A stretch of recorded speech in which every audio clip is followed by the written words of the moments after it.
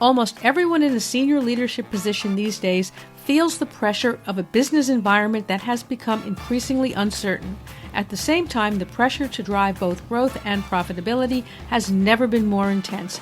The pain is being felt by large-scale organizations as well as startups as the market becomes much less forgiving than it was even a year or two ago. I'm Jane Singer, and welcome back to A Seat at the Table, where we sit down with leaders and innovators to discuss challenges and explore solutions. Today we're joined by Mark Josephson, a three-time CEO who's successfully built, led, raised capital for, and sold companies, including Bitly, AOL Regional, and Castiron, across multiple stages of growth. He currently coaches CEOs and senior leaders in the strategies and insights they need to drive growth and success while maintaining balance. In this episode, Mark will be discussing surviving an acquisition, the hidden challenges of running a startup, what he refers to as multi-hyphenated careers, and a lot more. Before we get started, if you're faced with having to get your quarterly or year-end or industry forecast report done, along with everything else you need to do, and you realize that AI is not going to do it for you, then you might want to take a look at the current situation in sourcing. These quarterly reports summarize everything about the current situation in global supply chains. Plus, you get actual feedback from other sourcing executives, adding that critical third-party perspective. If you're worried that this is just another long-winded corporate-style report, then you will be pleasantly surprised to find that the current situation in sourcing is carefully edited, so it's only 6 pages. You can learn more about the current situation in sourcing at thecurrentsituation.net. That's thecurrentsituation.net. I'll also leave a link for it in the show notes for this episode. Now let's sit down with Mark and get a fresh perspective on leading companies to growth and profitability. Mark, thank you so much for joining us here on the Seat at the Table. I think it's very interesting that you focus on helping companies, or perhaps some of the senior leadership in companies, get through acquisitions. There's certainly been a lot of acquisitions in recent years. Can you tell us a little bit about how you approach that? Sure. Well, first, thanks for having me. I'm delighted to be on the pod. I've spent my career building companies and being a leader of companies, and now I coach executives through what I call critical moments. And there are critical moments in everybody's journey that require some thought and just require you to be thoughtful about what you're hoping to accomplish and how to get there. So with many of the clients and the companies I've been part of, there have been acquisitions as a critical moment. And it starts with deciding that you might want to sell the company or getting a inbound interest in the company. But there's a lot of component pieces in there. There's obviously strategic, financial, emotional. You've got to manage your investors or your partners and your team and your family. There's just a lot wrapped up in there. Maybe we can double click on some of those and get through. But it can be a pretty messy beast.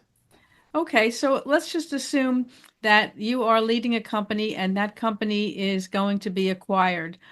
What would be some of the steps that you would go through?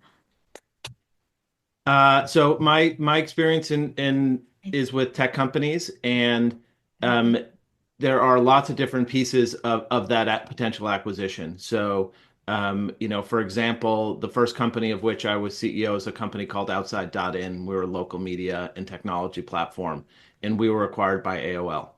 And in that process, it was, the first step is finding a buyer in any of those. If you choose to, and we had decided we were going to try to sell the company. So that was the decision that we made.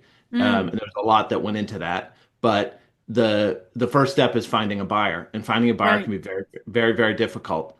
And going from that to negotiating, and then negotiating the not only the price but the terms, Right. because it's not every deal is here's $100 in cash. There you Right. go. There's a lot of component pieces in that. And then you're negotiating for your team, you're negotiating for your investors, you're negotiating roles, you're negotiating employment agreements, and that's all before you ever get the signature.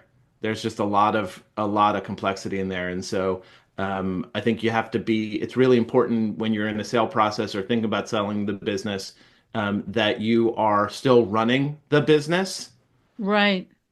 because the easiest way to have a deal fall through is to miss a quarter or miss a month or lose a key Mm, employee or do something. So it can be really tenuous for sure. yeah.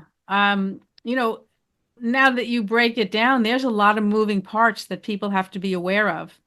Yeah. Um, when you're looking at all of those things that you're trying to manage, um, how do you prioritize or, how do you put a fence around some of this stuff so that you don't go crazy? Well, I don't know that you can't keep from going crazy. I'm probably proof of that on some level, having done it 3 times. Oh gosh. But it is, it's really hard. But I think you can only really have one most important thing at any time. And that to me is something that's really important to keep in mind, whatever it is you're doing as a business. And what if you are selling the company and that is your goal, then your goal is to get a deal done. And sometimes it's easy to get caught up in terms or details that might be downstream or less than optimal. But if you need to get a deal done, then you have to get a deal done. And sometimes you Right. can you can prioritize and juggle things accordingly. But staying focused on really on the outcome that you're trying to achieve, and if that's Mm. important to you, then you can stay focused on making that happen. Yeah, but like you said, you have so many different things you're trying to do. You're trying to get the deal done, but at the same time, you can't let the business sort of um, fall off the rails. Yeah, you have to do your job while it's not a different job, it's just part of the job. Right. And so you have to continue to perform as a business. You have to keep your team engaged. Mm. If they know you're selling or, it could be distracting. Right.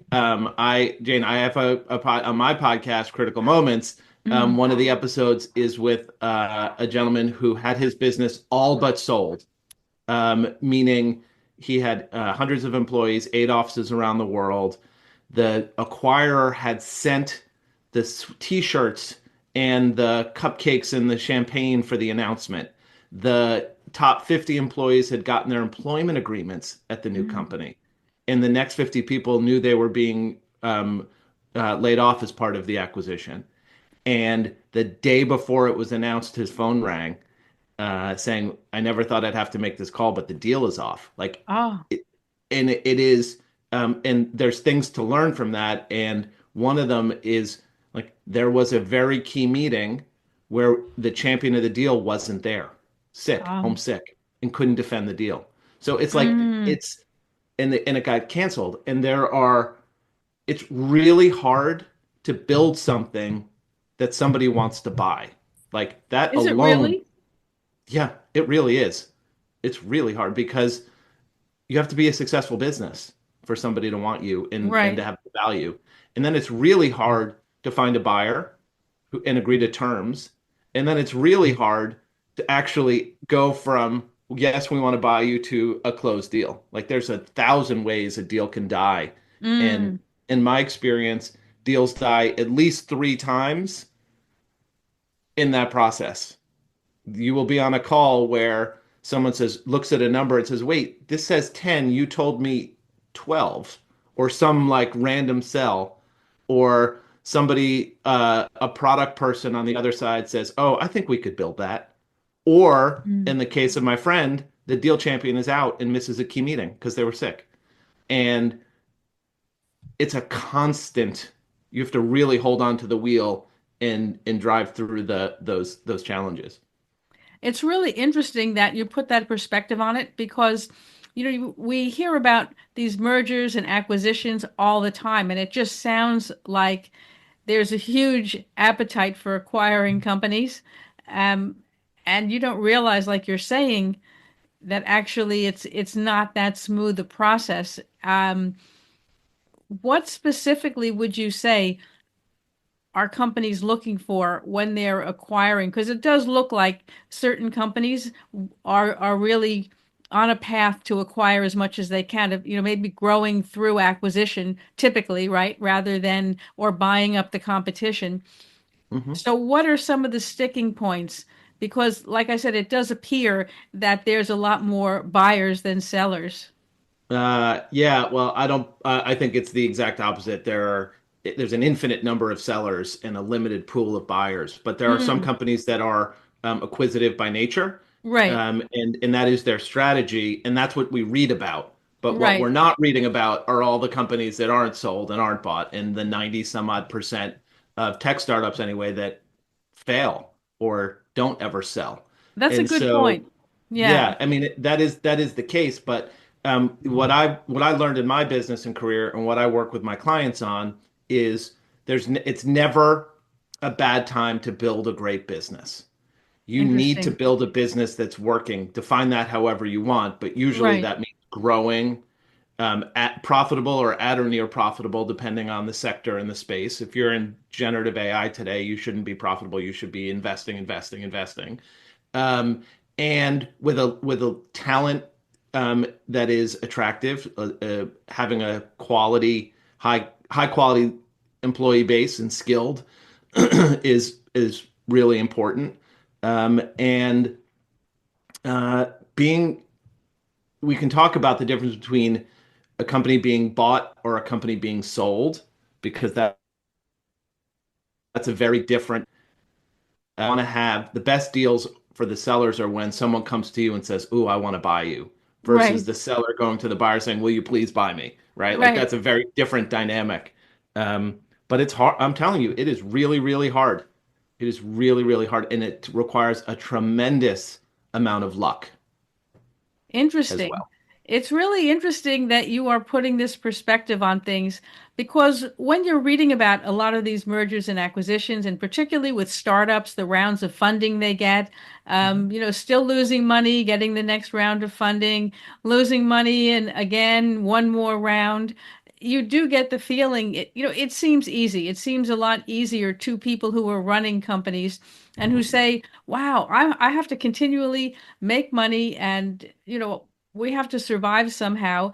And yet here are all these guys and there seem to be investment capital just being thrown at them round after round after round of raising money. And now that you're discussing it from this point of view, it doesn't sound quite as easy. Um, No, so when you look at these different companies, like I say, most of the ones that we hear about are the startups that are able to run at a loss, seemingly in perpetuity, as long as they're growing the top line. Show me the other perspective on that. well, look, I think that in venture in tech, Mm, they're always the model is to always chase the winners. right, And in there's a bunch of sectors and a bunch of waves. So and again, we read about the ones that get funded. You don't right. read about the ones that don't. And I would say for pick any VC, for any VC who might make 10 investments a year, they're probably looking at 1,000 or 5,000 companies Mm, to get to 10. And in private equity, it's more companies and fewer deals. So I think that most companies do not get funded. Most companies do not succeed. Most companies don't get sold. They really don't. mm, And uh, the the venture and investors don't throw money at companies where they don't think they're going to get their money back. right, right, right. It is an investment strategy that works pretty well. One could argue buying an index fund is better, but um, for the best venture capitalists and the best private equity investors, they outperform the market with a strategy that is let's keep putting money into Uber, let's keep putting money into OpenAI because we believe we're going to get a massive outsized return. Right, right. And they Yeah. do. But like you said, it's the few that do that well and the most that don't. But I think, what you're pointing to is survivor bias, right? Um, Yeah. is that you only see the ones that survive this, that succeed, not survive, but succeed. So therefore, it looks like success is easy, as opposed to not seeing that, graveyard of companies that haven't made it. Yeah, I think for sure. And look, it takes a special type of person to be an entrepreneur, to start a company or be in one of these companies. And it's becoming easier because the market is turning more towards technology and startups. But you have to be a little bit crazy to start a company and to be an entrepreneur because you're taking a risk. Right. And there's some people, my parents were entrepreneurs. Mm, My brother's an entrepreneur. I'm an entrepreneur. I never knew or thought I would be anything other than an entrepreneur. right. And the risk that I've taken in my career and that my friends and peers and my colleagues have taken compared to my friends who are lawyers or doctors or bankers or Mm, police officers, like it's just a very different path. And I couldn't imagine working in a company where I'm one of 10,000 people. Like it right. just like no thanks. Like it just an anathema to me. Um, and look, you don't have to sell a company to build a successful business. Right. So you can build an incredibly whatever your goals are. I still think entrepreneurship is a great way to do it. Yeah, I mean, I think definitely we're in an age where people really do feel compelled to be entrepreneurs, and maybe do things business wise that I don't know if it's riskier. I think in the old days, maybe in my grandparents' day and age, people had their own business because there were fewer big companies that had any opportunities. You were either a worker or one of the few people who ran it. There wasn't this middle management, I don't Yeah. think, way back when. So people opened up a small business and that's how they made money. And some of them, turned that into a bigger business and made a lot more money. Now you have people who are building these companies with a little different perspective on what they hope the outcome will be. Um, what do you think from the point of view of building a business? Should you be building it with the idea in mind that you're going to sell it, or there's a new sort of a mindset of building the company as what you might call a lifestyle business, which is a business that can support you and your family as well, if not better, than if you had had a reasonably good job, right? Yeah. So if Well, you sorry. no, I was going to say if you were, for example, getting hired in corporate, and what you could expect to get, right? And if you're able to build a business that's Look, financing you, I think we're at an interesting point in our economy and in our country and in the world where we're going through this, something akin to um, another revolution in how the world is in the workforce. Like right? it is absolutely changing. Mm, Jobs are getting automated. Things are becoming more technical. In the U.S., a lot of manufacturing and other jobs. If you look sort of broadly over the past 25 years and the next 25 years, the workforce is just really changing. And so, yes. what I think is happening and what I'm really interested in is multi-hyphenate careers. Mm, And that means you might have a job working in sales or in some company as an employee, but you're also doing something else. And you're right. also doing something else because unfortunately, like it's really hard to make a great living um, unless you come from privilege or are really lucky, or I mean, it's hard. Yeah. So, and it's not fair. Mm, So, you can see people who are nurses and yoga teachers, right. um, like teachers, and then they are, uh, private chefs or caterers or meal prep or something, right? Like they're doing interesting things, but it's multi-hyphenate. And to your Right. question, and to your comment um, about lifestyle, I don't love that word because it sounds a little pejorative. I know you don't mean Mm, it that way, and it's not meant right. that way, but I trust me, building technology companies, some of which have worked, some of which haven't.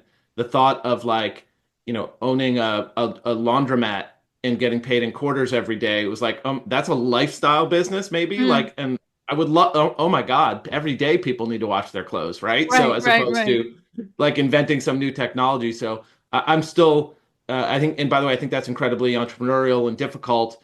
And um, I just think that the way the opportunities that exist to be entrepreneurial today are so vast and so Yes. broad that you can find something that makes your heart sing, and you can build, I think, I hope, the life that you want to live and support that. Yes, I think you're absolutely right that first of all, today people are incentivized to have side hustles. In some cases, because they want a small extra income stream, and sometimes that small extra income stream becomes a big one. But even if it doesn't, um, it might give them just enough extra to Yeah. make things a little bit easier. Yep. And at the same time, it might be harder to get those big corporate jobs, but it seems easier to at least start a small business. It might not be easier to grow it into a big business, but it seems that it's easier from the point of view that a lot of the services that you would need to do it um, have been made more available, right, through technology. Give you an example. Back in the day, if you weren't a big corporation, you couldn't get a credit card account, a merchant account. Very, very difficult. Um, Now anyone can accept credit cards. I Right. mean, literally, I don't even Anyone. know if you have to be over 18 to be able to set up a website and accept credit cards. We're going to take a quick break now, and then we'll be right back. We were hiring when we were making 50 to 100K monthly losses. And why? Welcome to episode 1. I can't think of a single founder who's been around for a decent amount of time in business who hasn't had their tunnel of year. This was that year. We're going to be okay, yeah, Sheree. Some are going to hear this and think, you TDP. But hear me out. You only have to do the math to understand that very soon we were $500,000 down. Yeah. I think it's never been a better time to be entrepreneurial, to your point.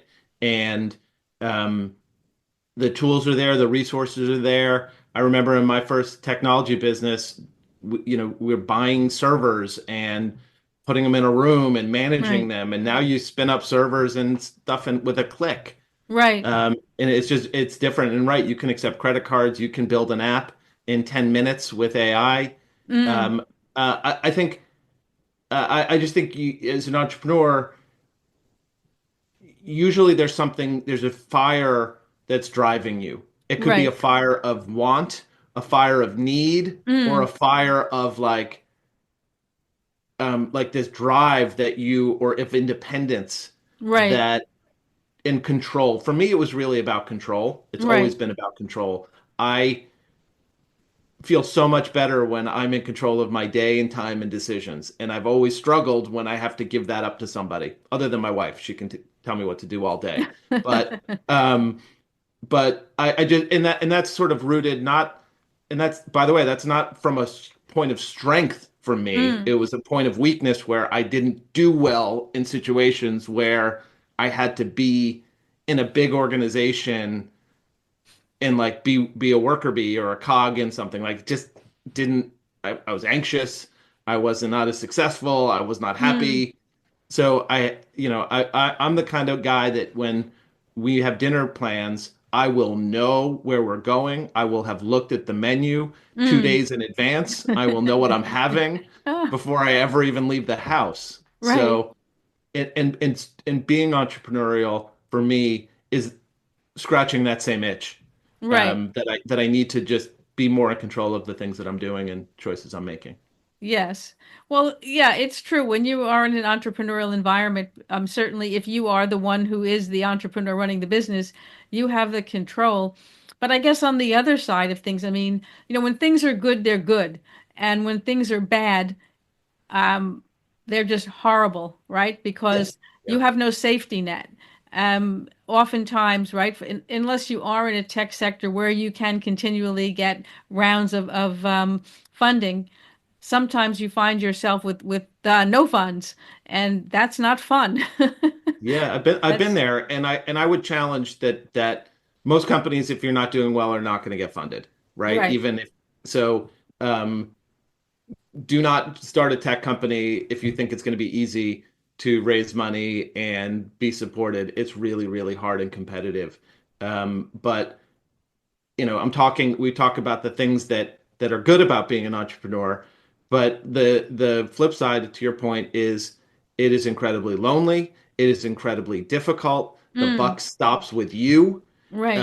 You will be the one who is thinking about it 24/7, and you'll have employees maybe who think about it 9 to 5. Right.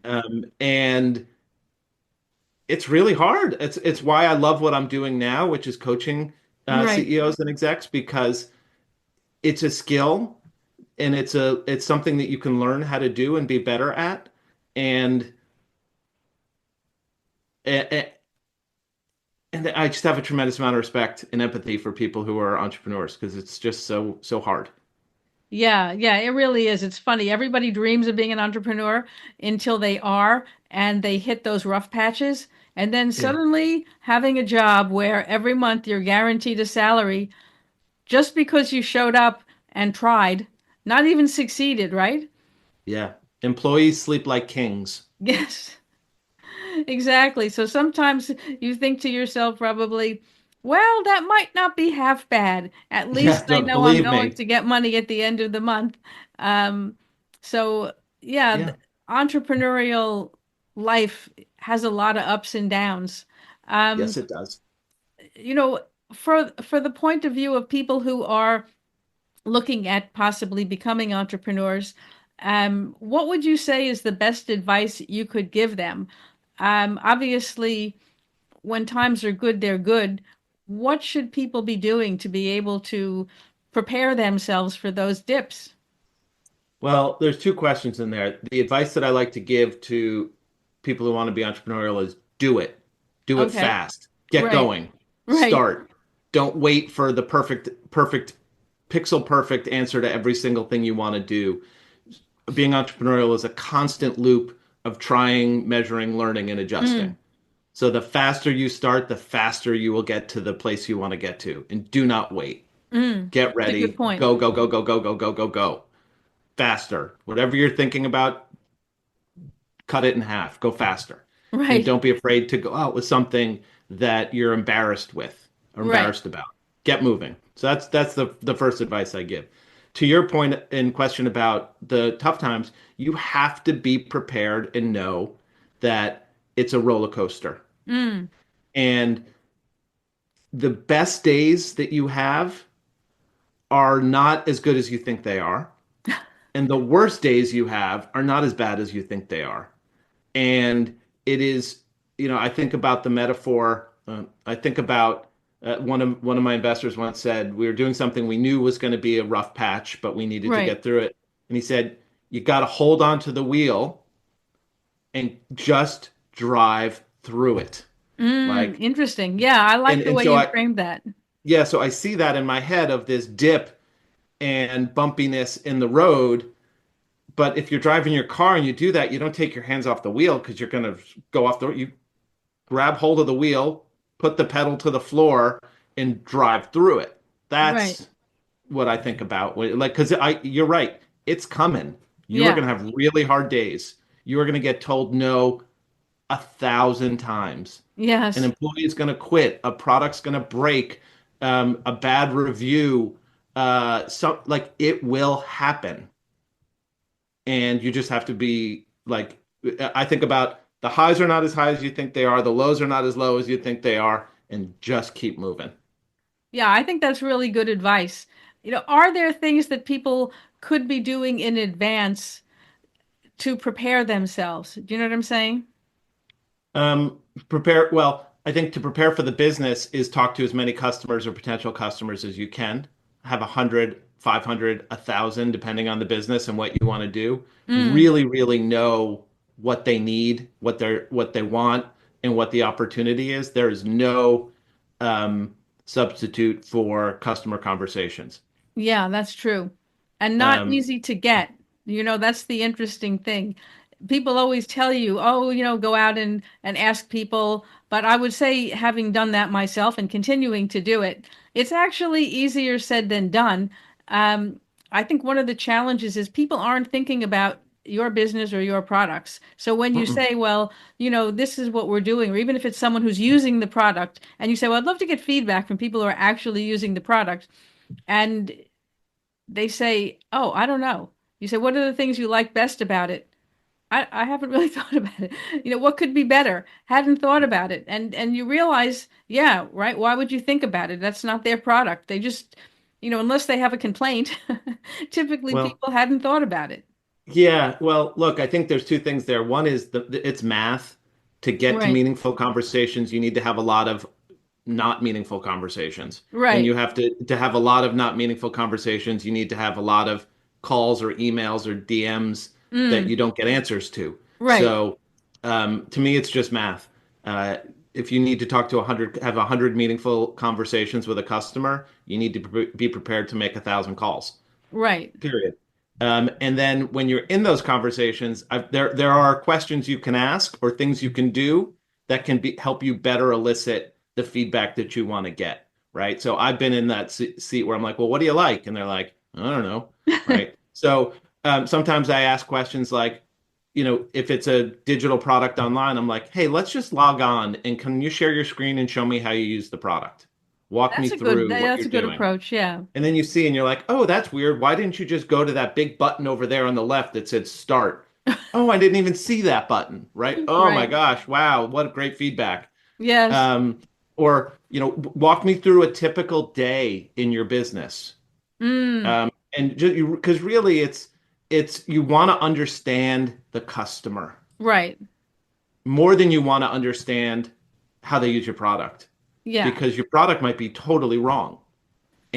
But you're trying to solve a problem that they have. So I love customer conversations. They're hard to get, you're right. But when you get them, they're gold and record them. Always record them so you can go Yeah. back and watch them again. 100%. I totally agree with you about recording things and listening again, because sometimes you just don't hear things when you're in the midst of the conversation, right? That's right. Because you're focusing on asking the questions and trying to manage the conversation. And then when you go back and listen, others, you're hearing things that you just had missed.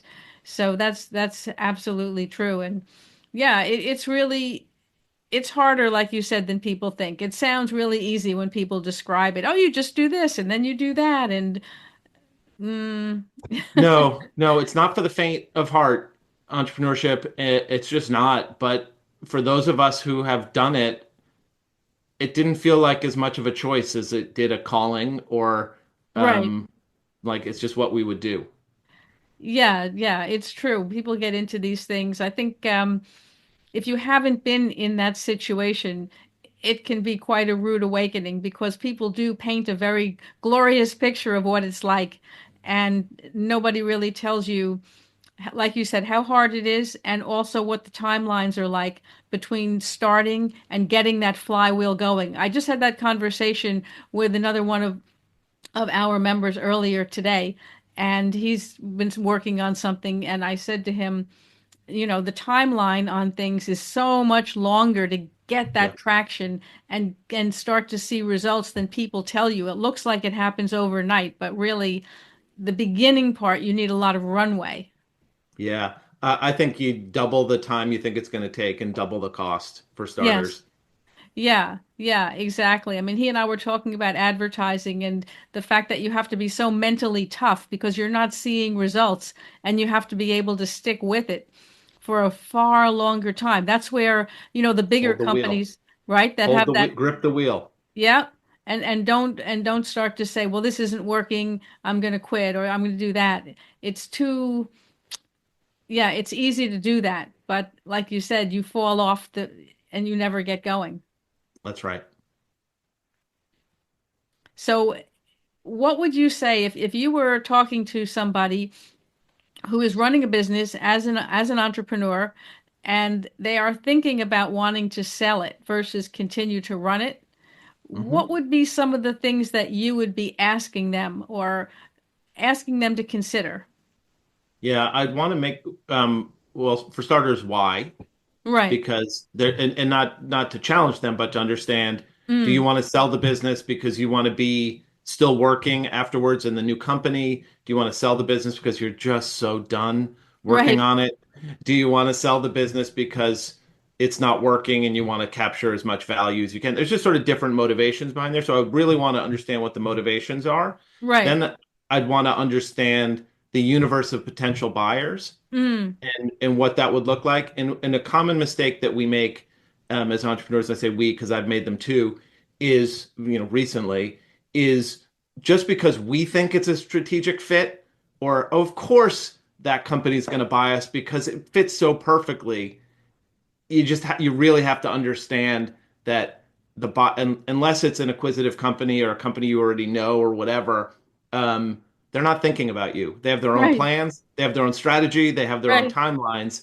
Even when there's a perfect fit and it makes total sense to you, Right. and maybe even to the person you're talking to there, they've got their own plans and goals that weren't thinking about you.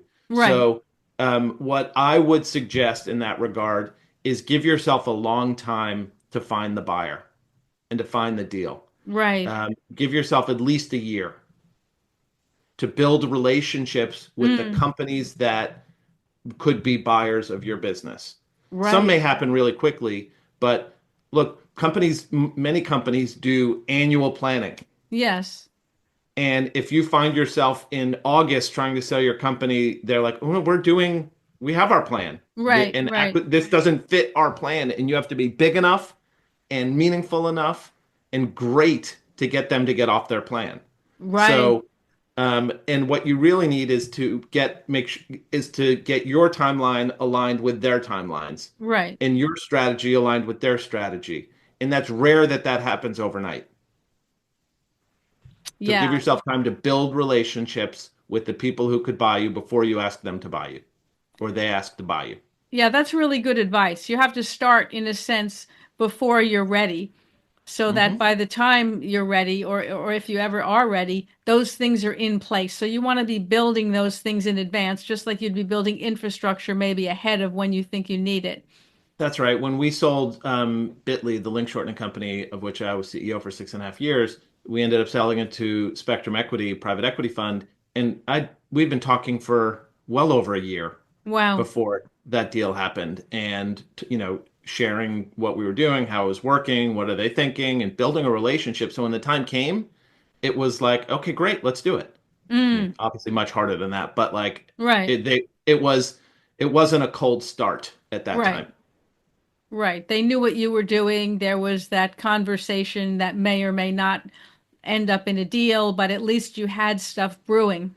That's right. And we had a relationship. And Right. and that I think you can't underestimate how important that is. Yeah, I think that's really, really good advice. I mean, certainly from the different people that I speak to, and you can see what they're doing. You're right. The ones who are thinking about this from the beginning Yeah. are better positioned. They're dealing more from strength than people who are desperate and have something that they feel they can't handle anymore. And then the that's not really the right time, as you're saying, to start looking for No, a buyer. definitely not. Because everybody knows. Right. Yeah, it's true, right? Yeah. So that's really, yeah, that's excellent advice. Thank you. Well, you've shared so many interesting things. I think people would probably want to reach out to you with their own questions. Where can people find you? Well, thanks for asking. So I coach CEOs and leadership teams, and you can get me at my website, which is markjosephson.net. But Okay. if you want to book like one meeting with me for a half hour and talk about your business or a challenge, you can book me at intro.co, Intro.co. intro.co. And I would love to talk to folks. I get joy Okay. from it. Well, I will put a link to that in the show notes. Thank And you. I want to thank you so much, Mark, for joining us here today. You're welcome. Thanks so much for having me.